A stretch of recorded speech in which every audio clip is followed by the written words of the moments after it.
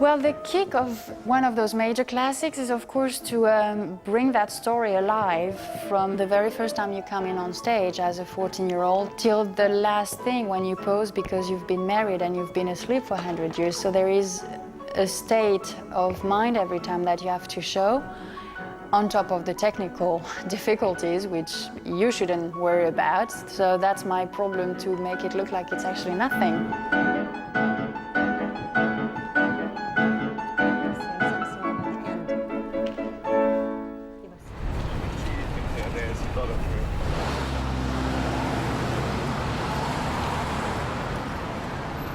Why the New York City Ballet?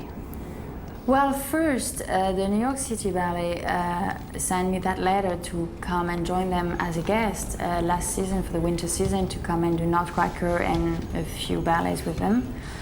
And obviously we both had a good time, so that's why New York City Ballet. And after being here for 6 weeks as a first time, they asked me to join the company. It's very challenging, of course, because of the amount of work, but I think it's also challenging to experience yourself with other people that have a different background.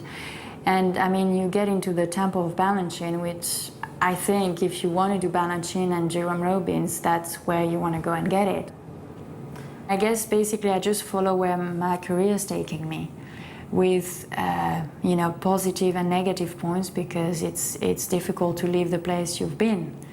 But as a dancer, if I just look at myself as a dancer, I believe that there's something that has to be done, and it takes that much to do. So that's why I come the whole way from Holland to New York.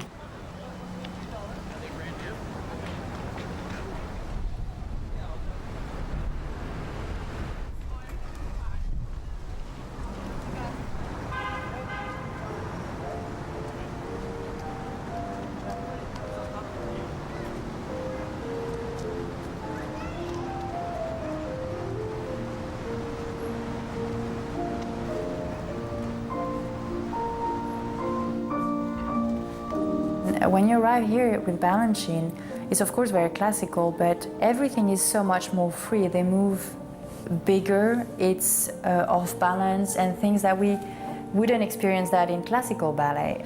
Obviously the major difference is the class. Ballerinas do their bar in soft shoe, and then they go on point right away for center, and everything is basically double speed. What you would think you would go 2 tendus, they do 6.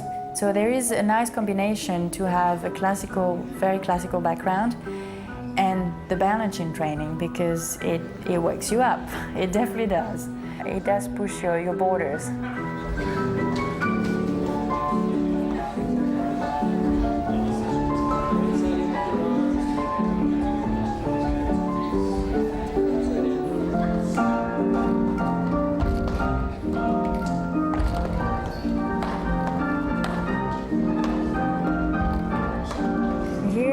Basically, you're always busy with a different piece, and that's difficult for me, because it's also nice to get to the studio every day. And I remember rehearsing with Maria when you do Juliet, and every day you go a little bit further with it, and it's such an interesting process, or Onegin, and I think this is for me the hard thing, that we don't do that here. It's just a short thing. You come on stage, as again, you glitter, you there, you have to be 100% because it's very short, and that's it, it's over.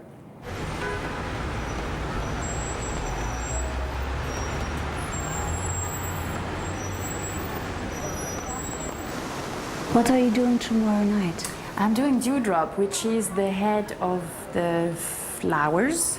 That's how we call it.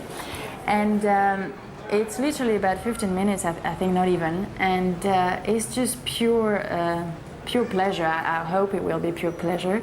And it's obviously, you either do Sugar Plum or Dewdrop, because it's the kind of thing you go there, glitter, jump around, fouette around, step out, that's it, you're done. And it's usually quite spectacular. So we'll see. It's my very, very first tomorrow, so I'm a little bit stressed just to make sure I don't forget anything, don't bump into any girl. But we'll see. And it's funny also because they do the dress rehearsal the same day of the show. We don't get the orchestra till the show, so whatever, we'll find out, you know. Show must go on, we'll find it.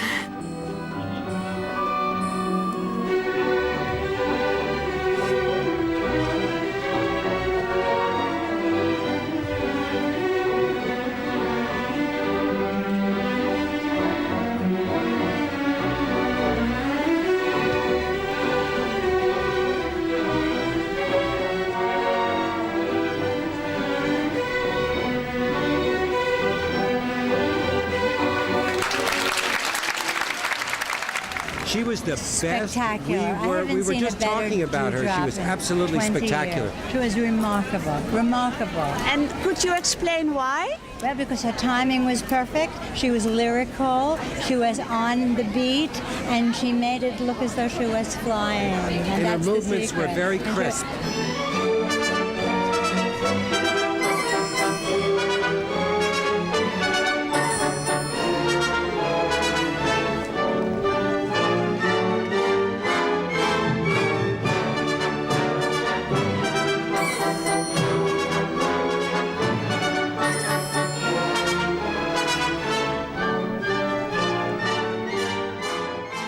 The New York audience basically is so fond of ballet that they really treat dancers as very special people. That also comes along of the Balanchine time, how people were looking up to a ballet company.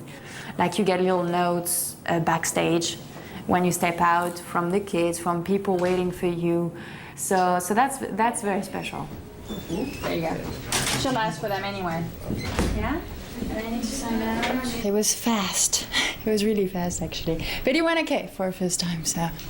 It's just very short. I mean, people say you'll enjoy it. I was like, when? You know, it's like it's so quick. But it was fun, absolutely fun. So, first impression. I think ballet is fantastic, but sometimes I wish that I just wasn't a ballerina, that I could totally have a normal life. Because it's something you always have to take care of. It's not something you say, oh, I can take 6 months off and I'll get back to it. You can't do that. This is something you have, it's in your hands, and you have to deal with it and obviously make it as good as you can. So that's basically how responsible I feel about it, and in that way I am a career woman. But I wouldn't step on anything to arrive at any point, no. I'll get to do what I'll be given to do, and that's about it. In French you say, I wouldn't walk on the stomach of my mother to get somewhere. That, no.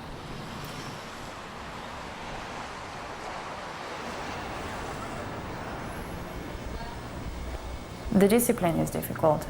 The sweating part of it, the everyday class, the everyday rehearsal, the distance of home, that's difficult. How do you react? There's a lot of things I do. I usually go home and put loud music, or I go upstairs and swim and get my magazines, do my emails, just do very, very basic things. Because, I think sometimes you want to do it so well that you put so much pressure on yourself that at one point you go, unplug, you'll be fine, you know? You like being on your own. Of course, the fact of being on my own is as a dancer, you face yourself with the mirror and it's you against you. For me, that's not being lonely, that's just the way it is, because I'm so used to do that. And that's kind of strange, because I think it's more since I'm here, because I only have a very few friends. Back in Amsterdam, you call up, you see your friends, I have my life too, and that's the big thing is probably I just get very busy. And that's probably why I find myself a lot alone and on my own. But I don't like to be distracted too. I protect myself very much. I mean, I'm alone if I want to be alone, basically. So.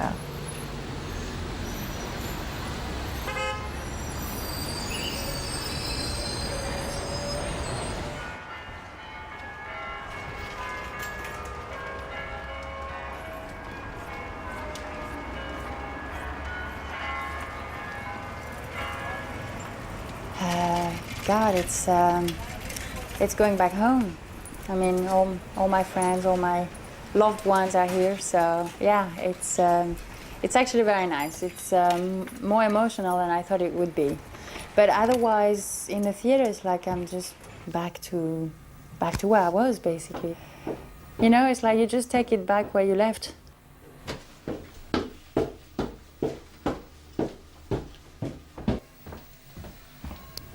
Is there one moment that you really thought, well, this is what I'm want to do? Well, actually, I only realized it later. But when it happened is actually when there was trouble at home. My parents were going through, I don't know, a kind of crisis, I guess. And I was doing ballet, and it was kind of like a getaway for me. And I only realized it years later that that's at that moment that actually I decided this is what I want to do, because it felt kind of natural to express what I felt at the time with dancing, with steps, with moving. And so that's actually how I started. And basically I got stuck and that's it. That's where the story began. Do you think you missed a kind of normal life? Oh yeah, totally. God, totally. I did miss out normal stuff a lot. You know, if I would ever have a child, it occurred to me, I thought, God, what do you do with children? I don't know what kind of mother I'm going to be. Because I was at such a young age, so much under pressure in a way. Because I can't say I had a normal life. I see my friends, they say, oh, with my parents we used to do this and this and this, and I'm like, okay. We didn't, because my father was out of the house, it was messy, and then I was doing ballet, so I was totally out of it. It's a big gap, for sure, for sure.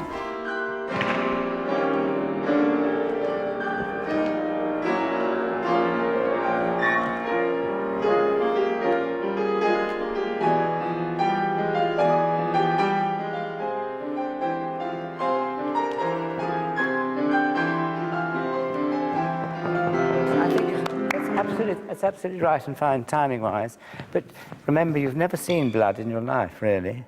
We hope that they've been protecting you all this time. Finally. Finally, you see blood, and you go,